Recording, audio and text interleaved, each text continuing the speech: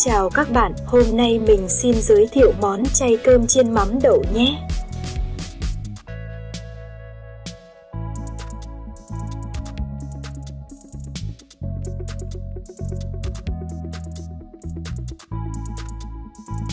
Nguyên liệu gồm có ớt chuông các màu, nấm đùi gà, giò chay cắt nhỏ, cơm trắng và mắm đậu.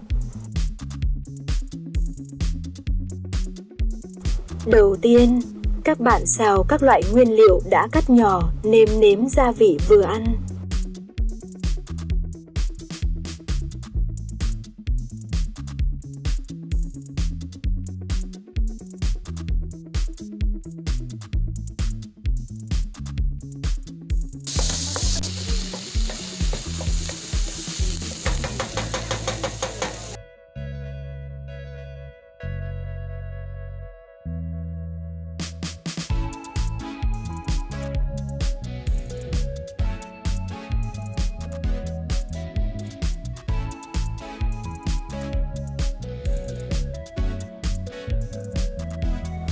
Đổ cơm trắng vào, đảo đều tay. Cho thêm 2 thìa mắm đậu.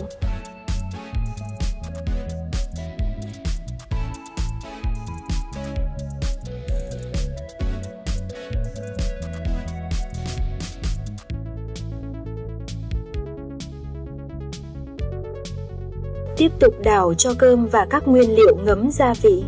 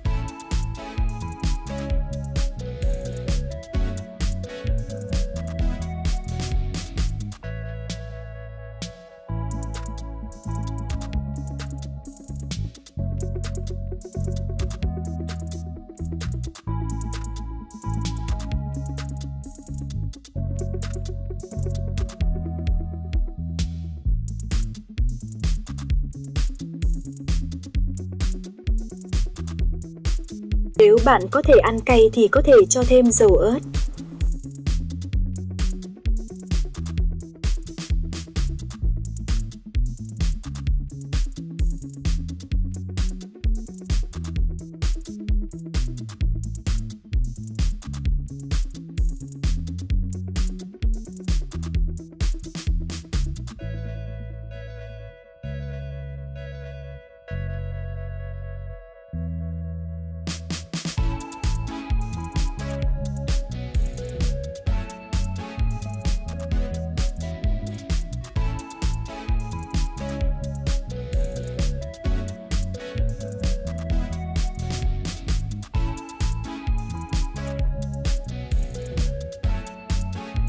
Cho cơm ra bát và úp lên đĩa.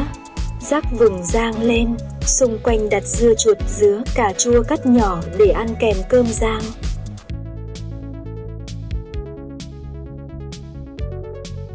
Món cơm rang mắm đậu chay rất ngon, mát, đậm đà hương vị mà không bị ngán.